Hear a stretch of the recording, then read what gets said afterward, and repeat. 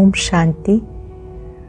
आज बाबा के 28 मार्च 2021 के अव्यक्त महावाक्य हैं, जिनकी रिवाइज डेट है 27 नवंबर 1987।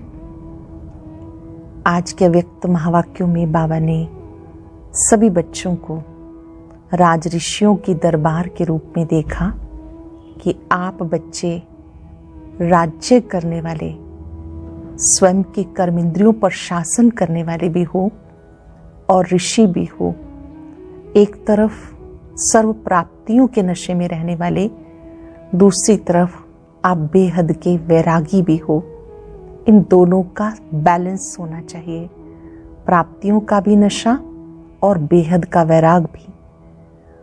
चेक करना है मेरा अपनी स्थूल और सूक्ष्म कर्मेंद्रियों पर संपूर्ण शासन है। जैसे ब्रह्मा बाप संपूर्ण स्वराज्य अधिकारी रहे, राज ऋषि बनकर रहे, ऐसे बाबा ने कहा आप भी बाप समान संपन्न संपूर्ण राज्य अधिकारी बनो। अगर अभी भी आप आदेश दो अपने मन को, हे मन एकाग्र हो जाओ, तो मन आपकी बात माने। अगर आप अपनी बुद्धि को आदेश दें तो वो भी आपकी कही बात को स्वीकार करे। चेक करो मन, बुद्धि और संस्कार तीनों पर मेरा पूर्ण अधिकार है, क्योंकि हमारे जो अनादि और आदि संस्कार हैं वो अति श्रेष्ठ है। ऐसे नहीं कि ये तो मेरा पुराना संस्कार है। बाबा ने याद दिलाया आपके जो अनादि और आदि संस्कार हैं वो अति श्रेष्ठ हैं। आपको कार्य करते हुए बाप के प्यारे बनकर फिर कर्म क्षेत्र पर कार्य करना है। जब बाबा के प्यारे बनकर कर्म करेंगे तो आप कोई भी आकर्षण में नहीं आएंगे। अगर कोई भी हद की आकर्षण हमें अपनी ओर खींचती है तो उन्हें संपूर्ण राज्य अधिकारी नहीं कहेंगे। जैसे बाबा ने कहा, ब्रह्मा बाप ने अपने आप को संपूर्ण साधना के द्वारा कर्मेंद्रियों पर पूर्ण शासन किया, ऐसे आप बच्चों को भी ब्रह्मा बाप को देखना है, उन्हें ही फॉलो करना है। बहुत ही विशेष बात बाबा ने मुलाकात में कही कि आप अनेक बार की विजयी आत्माएं हो। अपनी विजय के नशे में रहो कि मेरी विजय निश्चित है। कल्प कल्प हम मायाजीत बने हैं। जो विजय के नशे में रहते हैं वो सदा निश्चिंत रहते हैं। अपनी तकदीर की लकीर को जितनी अच्छी बनाना चाहो आप बना सकते हो। आप तकदीरवान आत्मा है, अति भाग्यवान आत्मा है। जितना जितना भाग्य को याद करेंगे वहाँ मेरा श्रेष्ठ भाग्य और अच्छा बनता जाएगा। हर कर्म के लिए बाबा ने कहा पूजनीय बनने का आपका यादगार है। आपकी शक्ति में, निर्भयता की शक्ति में काली देवी का यादगार है। इसी तरह से दुर्गा देवी का यादगार है। हर शक्ति का देवी के रूप में पूजन होता है। संतुष्ट रहने की शक्ति संतोषी देवी के रूप में है। आप सदा मन बुद्धि से हल्के रहे, वो यादगार पवन पुत्र के रूप में है। तो आपका हर कर्म यादगार बन जाए, उसके लिए अपने पूजनीय स्वरूप को स्मृति में रखो। आज हम सब स्वराज्य के नशे में राजऋषि बनकर कर्म करेंगे, कर्मेंद्रियों के मालिक बनकर इनसे कर्म कराएंगे। मुरली का सार है, बेहद के वैरागी ही सच्चे राज ऋषि। आज बाप दादा सर्व राज ऋषियों की दरबार को देख रहे हैं। सारे कल्प में राजाओं की दरबार अनेक बार लगती है, लेकिन ये राज ऋषियों की दरबार इस संगम युग पर ही लगती है। राजा भी हो और ऋषि भी हो, ये विशेषता इस समय की इस दरबार की गाई हुई है। एक तरफ राजाई अर्थात सर्व प्राप्तियों के अधिकारी, दूसरी तरफ ऋषि अर्थात बेहद के वैराग वृत्ति वाले। एक तरफ सर्व प्राप्तियों के अधिकारी, दूसरी तरफ ऋषि अर्थात बेहद के वैराग वृत्ति वाले। एक तरफ सर्व प्राप्ति के अधिकार का नशा, दूसरी तरफ बेहद के वैराग का अलौकिक नशा। जितना ही श्रेष्ठ भाग्य उतना ही श्रेष्ठ त्याग, दोनों का बैलेंस, इसको कहते हैं राज ऋषि। बहुत सुंदर परिभाषा बाबा ने बताई राज ऋषि की। जितना प्राप्तियों का नशा, अलौकिक नशा, उतना ही श्रेष्ठ त्याग भी, दोनों का बैलेंस। ऐसे राजऋषि बच्चों का बैलेंस देख रहे थे। अभी अभी अधिकारीपन का नशा, अभी अभी वैराग वृत्ति का नशा, इस प्रैक्टिस में कहाँ तक स्थित हो सकते हैं। अभी अभी अधिकारीपन का नशा, अभी अभी वैराग वृत्ति का नशा, इस प्रैक्टिस में कहाँ तक स्थित हो सकते हैं। अर्थात दोनों स्थितियों का समान अभ्यास कहाँ तक कर रहे हैं, ये चेक कर रहे थे। नंबरवार अभ्यासी हो, सब बच्चे नंबरवार तो हैं ही, लेकिन समय प्रमाण इन दोनों अभ्यास को और भी ज्यादा से ज्यादा बढ़ाते चलो। बेहद की वैराग वृत्ति का अर्थ है वैराग अर्थात किनारा करना नहीं, लेकिन सर्व प्राप्ति होते हुए भी हद की आकर्षण मन को व बुद्धि को आकर्षण में ना लाए। बहुत सुंदर बात। हद की कोई भी आकर्षण मन को व बुद्धि को आकर्षण में ना लाए। बेहद अर्थात मैं संपूर्ण संपन्न आत्मा, बाप समान, सदा सर्व कर्मेंद्रियों की राज्य अधिकारी, इन सूक्ष्म शक्तियों मन बुद्धि संस्कार के भी अधिकारी, संकल्प मात्र भी अधीनता ना हो, इसको कहते हैं राज ऋषि अर्थात बेहद की वैराग वृत्ति। संकल्प मात्र भी अधीनता ना हो, इसको कहते हैं राज ऋषि अर्थात बेहद की वैराग वृत्ति। ये पुरानी देह व देह की पुरानी दुनिया व व्यक्त वैभव का भाव, सब आकर्षणों से सदा सहज दूर रहने वाले। जैसे साइंस की शक्ति धरनी के आकर्षण से परे कर लेती है, ऐसे साइलेंस की शक्ति सब हद की आकर्षणों से दूर ले जाती है। इसको कहते हैं संपूर्ण संपन्न बाप समान स्थिति।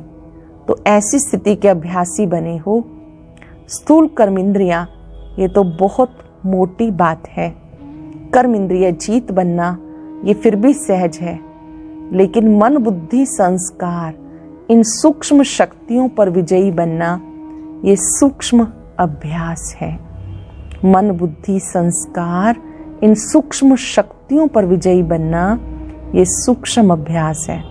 जिस समय जो संकल्प, जो संस्कार इमर्ज करना चाहे, वही संकल्प, वही संस्कार सहज अपना सके, इसको कहते हैं सूक्ष्म शक्तियों पर विजय अर्थात राजऋषि स्थिति।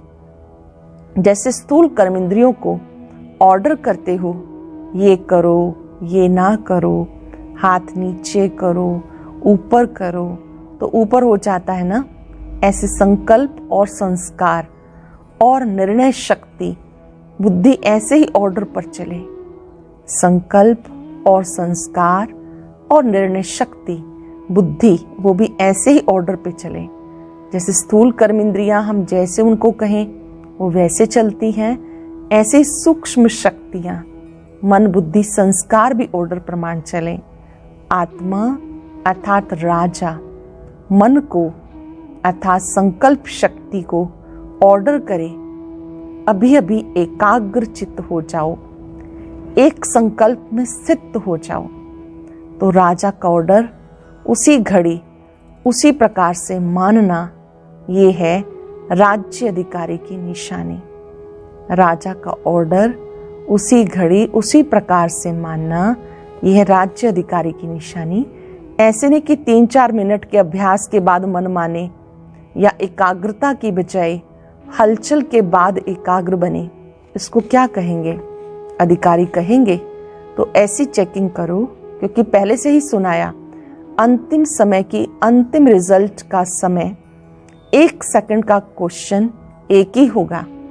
इन सूक्ष्म शक्तियों के अधिकारी बनने का अभ्यास अगर नहीं होगा, अर्थात आपका मन आप राजा का ऑर्डर 1 घड़ी की बजाय 3 घड़ियों में मानता है, तो राज्य अधिकारी कहलाएंगे। बाबा पूछ रहे हैं, अगर आपका मन आप राजा की बात 1 घड़ी की बजाय 3 घड़ियों में मानता है, तो क्या राज्य अधिकारी कहलाएंगे? वह 1 सेकंड के अंतिम पेपर में पास होंगे? कितने मार्क्स मिलेंगे? ऐसे ही बुद्धि अर्थात निर्णय शक्ति पर भी अधिकार हो, अर्थात जिस समय जो परिस्थिति है उसी प्रमाण उसी घड़ी निर्णय करना, इसको कहते हैं बुद्धि पर अधिकार। जिस समय जो परिस्थिति है उसी प्रमाण उसी घड़ी निर्णय करना, इसको कहेंगे बुद्धि पे अधिकार। ऐसे नहीं कि परिस्थिति व समय बीत जाए फिर निर्णय हो कि ये नहीं होना चाहिए था, अगर ये निर्णय करते तो बहुत अच्छा होता। तो समय पर और यथार्थ निर्णय होना ये निशानी है राज्य अधिकारी आत्मा की। तो चेक करो सारे दिन में राज्य अधिकारी अर्थात इन सूक्ष्म शक्तियों को भी ऑर्डर में चलाने वाले कहाँ तक बने हैं। इन सूक्ष्म शक्तियों को भी ऑर्डर में चलाने वाले कहाँ तक बने हैं। रोज अपने कर्मचारियों की दरबार लगाओ, चेक करो स्थूल कर्मेंद्रियां व सूक्ष्म कर्मेंद्रियां ये कर्मचारी कंट्रोल में रहे या नहीं। अभी से राज्य अधिकारी बनने के संस्कार अनेक जन्म राज्य अधिकारी बनाएंगे। अभी से राज्य अधिकारी बनने के संस्कार अनेक जन्म राज्य अधिकारी बनाएंगे, समझा? इस प्रकार संस्कार कहीं धोखा तो नहीं देते। आदि अनादि संस्कार अनादि शुद्ध श्रेष्ठ पावन संस्कार हैं, सर्वगुण स्वरूप संस्कार हैं और आदि देवात्मा के राज्य अधिकारीपन के संस्कार सर्व प्राप्ति स्वरूप के संस्कार हैं, संपन्न संपूर्ण स्वरूप के नेचुरल संस्कार हैं। तो संस्कार शक्ति के ऊपर राज्य अधिकारी अर्थात सदा अनादि आदि संस्कार इमर्ज हों, नेचुरल संस्कार हो। जो हमारे अनादि संस्कार हैं, आदि संस्कार है, वो नेचुरल हो। मध्य अर्थात द्वापर में प्रवेश होने वाले संस्कार अपनी तरफ आकर्षित ना करें, संस्कारों के वश मजबूर ना बने। जैसे कहते हो ना कि मेरे पुराने वास्तव में अनादि और आदि संस्कार ही पुराने हैं, ये तो मध्य द्वापर से आए हुए संस्कार हैं। तो पुराने संस्कार आदि के हुए या मध्य के हुए, कोई भी अगर हद की आकर्षण आकर्षित करती है तो संस्कारों पर राज्य अधिकारी कहेंगे। राज्य के अंदर एक शक्ति व एक कर्मचारी एक कर्मेंद्री भी अगर ऑर्डर पर नहीं है तो उसको संपूर्ण राज्य अधिकारी कहेंगे। आप सब बच्चे चैलेंज करते हो कि हम एक राज्य एक धर्म एक मत स्थापन करने वाले हैं। ये चैलेंज सब ब्रह्मा कुमार कुमारियां करते हो ना, तो ये कब स्थापन होगा? भविष्य में स्थापन होगा। स्थापना के निमित्त कौन? ब्रह्मा है या विष्णु है? ब्रह्मा द्वारा स्थापना होती है ना। जहाँ ब्रह्मा है तो ब्राह्मण भी साथ हैं ही। ब्रह्मा द्वारा अर्थात ब्राह्मण द्वारा स्थापना वो कब होगी? संगम पर व सतयुग में, वहां तो पालना होगी ना। ब्रह्मा व ब्राह्मणों द्वारा स्थापना ये अभी होनी है। तो पहले स्वयं के राज्य को देखो कि एक राज्य एक धर्म एक मत है। अगर एक कर्मेंद्री भी माया की दूसरी मत पर है तो एक राज्य एक मत नहीं कहेंगे। तो पहले चेक करो, एक राज्य एक धर्म स्वयं के राज्य में स्थापन किया, वह कभी माया तख्त पर बैठ जाती है और कभी आप बैठ जाते हो। चैलेंज को प्रैक्टिकल में लाया है या नहीं, ये चेक करो। आप चाहो अनादि संस्कार और इमर्ज हो जाएं मध्य के संस्कार, तो ये अधिकारीपन नहीं हुआ ना। तो राजऋषि अर्थात सर्व के राज्य अधिकारी सदा और सहज वो तब होंगे जब ऋषि अर्थात बेहद की वैराग वृत्ति के अभ्यासी होंगे। वैराग अर्थात लगाव नहीं, सदा बाप के प्यारे। बहुत सुंदर परिभाषा वैराग की बाबा ने बताई कि वैराग्य किसको कहते हैं, कि लगाव ना हो, सदा बाप के प्यारे। ये प्यारापन ही न्यारा बनाता है। बाप का प्यारा बन, न्यारा बन कार्य में आना, इसको कहते हैं बेहद का वैरागी। बाप का प्यारा बन, न्यारा बन, फिर कार्य में आना, इसको कहते हैं बेहद का वैरागी। बाप का प्यारा नहीं तो न्यारा भी नहीं बन सकते, लगाव में आ जाएंगे। बाप का प्यारा और किसी व्यक्ति व वैभव का प्यारा हो नहीं सकता। जो बाबा का प्यारा होगा वो किसी व्यक्ति वस्तु वैभव का प्यारा अर्थात उस आकर्षण में आने वाला नहीं हो सकता। सदा आकर्षण से परे अर्थात न्यारे होंगे। इसको कहते हैं निर्लेप स्थिति। कोई भी हद की आकर्षण की लेप में आने वाले नहीं। रचना व साधनों को निर्लेप होकर कार्य में लावे। ऐसे बेहद के वैरागी सच्चे राजऋषि बने हो। ऐसे नहीं सोचना कि सिर्फ एक व दो कमजोरी रह गई, सिर्फ एक सूक्ष्म शक्ति व कर्मेंद्रिय कंट्रोल में कम है, बाकी सब ठीक है। लेकिन जहां एक भी कमजोरी है तो वो माया का गेट है। अंडरलाइन करेंगे, एक भी कमजोरी है तो वो माया का गेट है। चाहे छोटा चाहे बड़ा गेट हो, लेकिन गेट तो है ना। अगर गेट खुला रह जाता है तो माया जीत जगत जीत कैसे बन सकेंगे। एक तरफ एक राज्य एक धर्म की सुनहरी दुनिया का आह्वान कर रहे हो, साथ साथ फिर कमजोरी अर्थात माया का भी आह्वान कर रहे हो, तो रिजल्ट क्या होगी, दुविधा में रह जाएंगे। इसलिए छोटी बात नहीं समझो, समय पड़ा है, कर लेंगे, औरों में भी बहुत कुछ है, मेरे में तो सिर्फ एक ही बात है। दूसरों को देखते देखते स्वयं रह ना जाओ। सी ब्रह्मा फादर गाया हुआ है ना, सी ब्रह्मा फादर ये कहा हुआ है ना, फॉलो फादर कहा हुआ है। सर्व के सहयोगी स्नेही जरूर बनो, गुण ग्राहक जरूर बनो, लेकिन फॉलो फादर। सबके स्नेही बनो, सहयोगी बनो, गुण ग्राहक भी बनो, लेकिन फॉलो फादर। ब्रह्मा बाप की लास्ट स्टेज राज ऋषि की देखी। इतना बच्चों का प्यारा होते भी, सामने देखते भी न्यारापन ही देखा ना। बेहद का वैराग, यही स्थिति प्रैक्टिकल में देखी। कर्म भोग होते भी कर्म इंद्रियों पर अधिकारी बन, राज ऋषि बन, संपूर्ण स्थिति का अनुभव किया, संपूर्ण स्थिति का अनुभव कराया। इसलिए कहते हैं फॉलो फादर। तो अपने राज्य अधिकारी, राज्य कारोबारियों को सदा देखना है। कोई भी राज्य कारोबारी कहीं धोखा ना दे, कोई भी राज्य कारोबारी कहीं भी धोखा ना दे, इसका ध्यान रखना है। समझा? अच्छा, भिन्न भिन्न स्थानों से एक स्थान पर पहुंच गए हैं। इसी को ही नदी सागर का मेला कहा जाता है। मेले में मिलना भी होता है, माल भी मिलता है, इसलिए सब मेले में पहुंच गए। मेले में जाते हैं तो मिलना भी हो जाता है, माल भी मिल जाता है, तो सब मेले में पहुंच गए। नए बच्चों के सीजन का ये लास्ट ग्रुप है। पुरानों को भी नयों के साथ चांस मिल गया।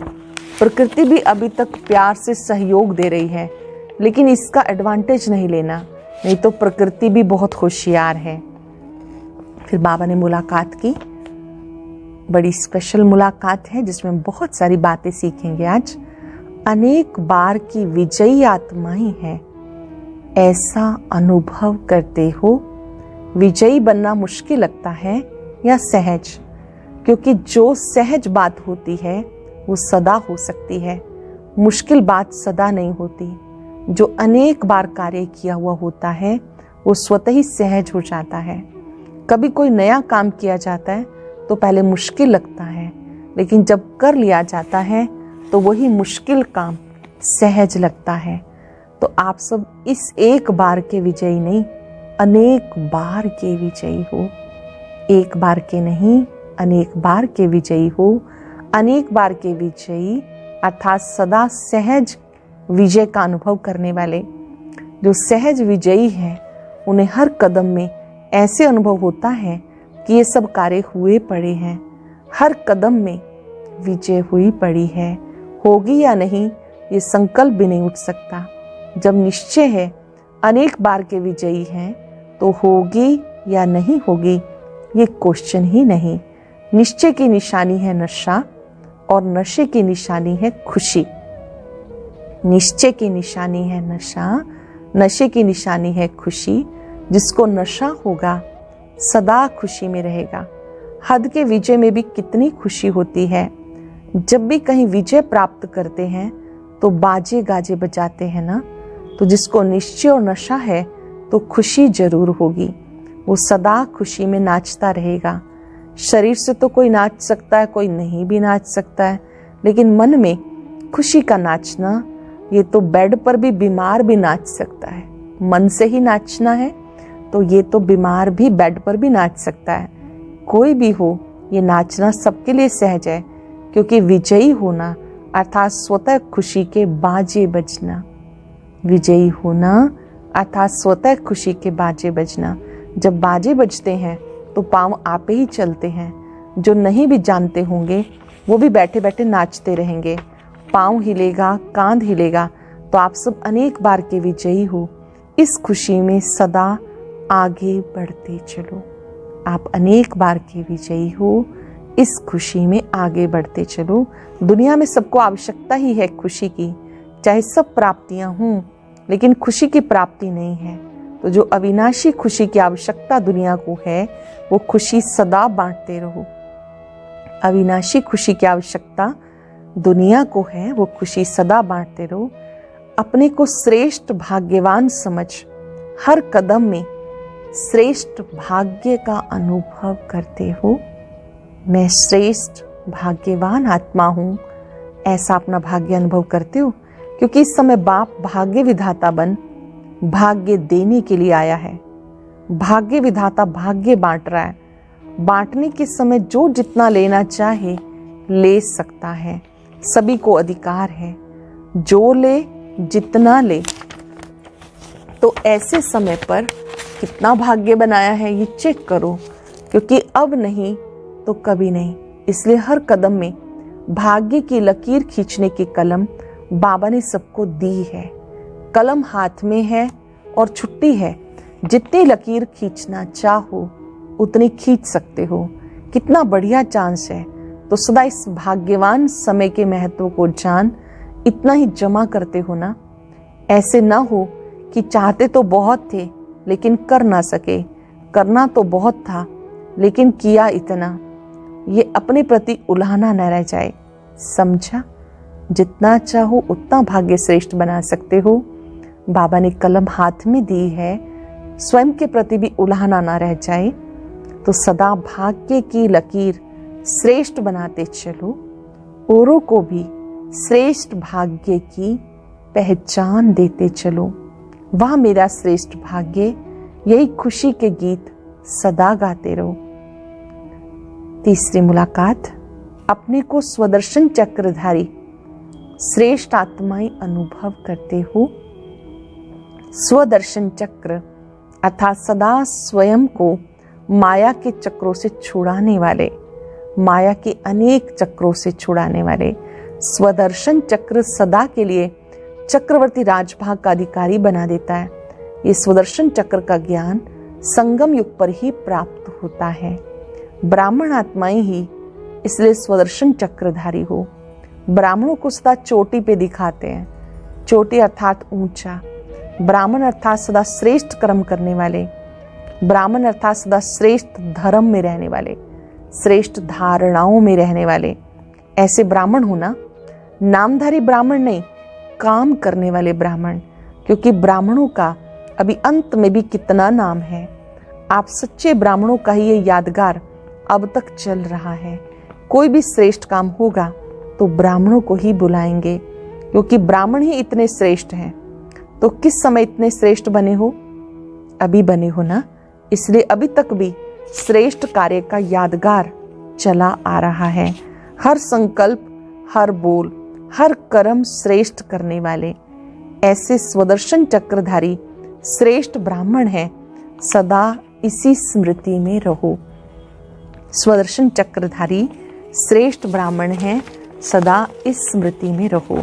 अच्छा, चारों ओर के सदा राजऋषि बच्चों को अनुभव करेंगे। जो बाबा प्यार से मैं नमस्ते कर रहे हैं, एक एक स्वमान को अंदर तक लेके जाएंगे।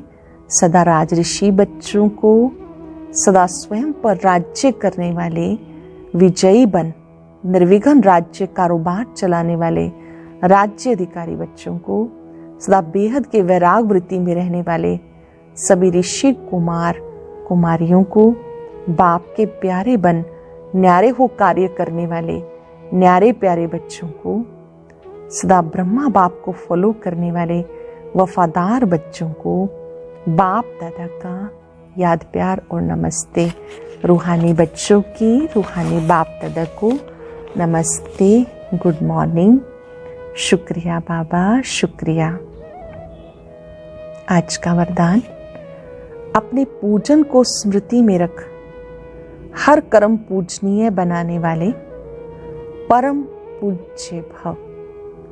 अपने पूजन को स्मृति में रख हर कर्म पूजनीय बनाने वाले परम पूज्य भव। आप बच्चों की हर शक्ति का पूजन देवी देवताओं के रूप में होता है। सूर्य देवता, वायु देवता, पृथ्वी देवी, ऐसी निर्भयता की शक्ति का पूजन काली देवी के रूप में है। सामना करने की शक्ति का पूजन दुर्गा रूप में है। संतुष्ट रहने और करने की शक्ति का पूजन संतोषी माता के रूप में है। वायु समान हल्के बनने की शक्ति का पूजन पवन पुत्र के रूप में है। तो अपने इस पूजन को स्मृति में रख हर कर्म पूजनीय बनाओ, तब परम पूज्य बनेंगे। बहुत सुंदर बात बाबा समझा रहे हैं कि आप बच्चों का भिन्न भिन्न शक्तियों का पूजन हो रहा है। हर कर्म पर अटेंशन रखेंगे, इस पूजन को स्मृति में रखेंगे तो हर कर्म पूजनीय बन जाएगा और आप परम पूज्य कहलाएंगे। इस लोगों ने जीवन में संतुष्टता और सरलता का अनुभव करते हुए संतुलन रखना ही सबसे बड़ी विशेषता है। संतुष्टता और सरलता का संतुलन रखना ही सबसे बड़ी विशेषता है। आज हम सब अभ्यास करेंगे। मैं स्वराज्य अधिकारी आत्मा हूं। मैं स्वराज्य अधिकारी आत्मा राजा हूं। मन बुद्धि संस्कार की मालिक हूं।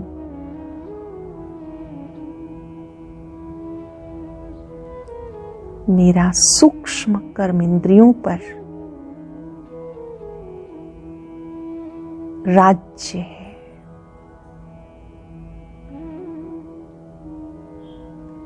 आत्मा राजा की सीट पर बैठकर अपने राज्य कारोबारी का हालचाल पूछेंगे। मन को आदेश दें, हे मन, बाबा के स्वरूप पे एकाग्र हो जाओ।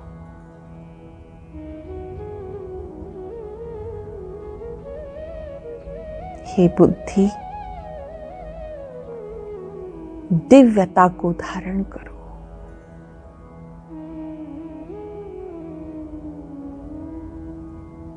अपने अनादि और आदि संस्कारों को इमर्ज करें।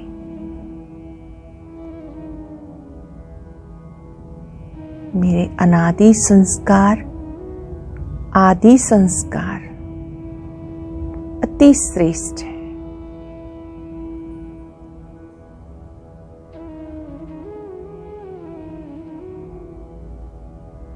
इन कर्म इंद्रियों पर पूर्ण राज्य करते हुए सीट पर सेट रहेंगे। मैं स्वराज्य अधिकारी आत्मा हूं। मैं राज ऋषि हूं।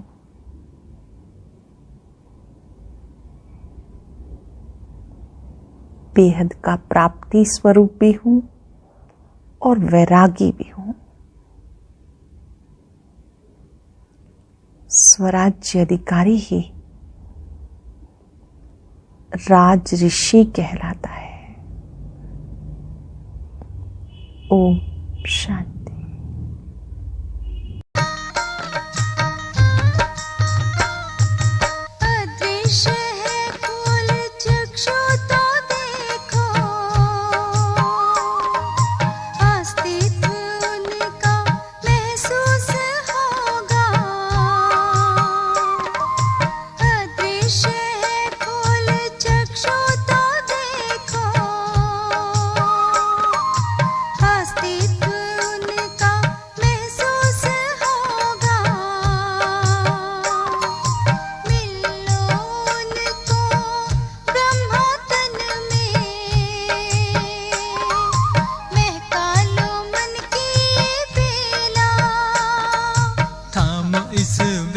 को जगा लो विवेक, सारे जग का कर्णधार हो।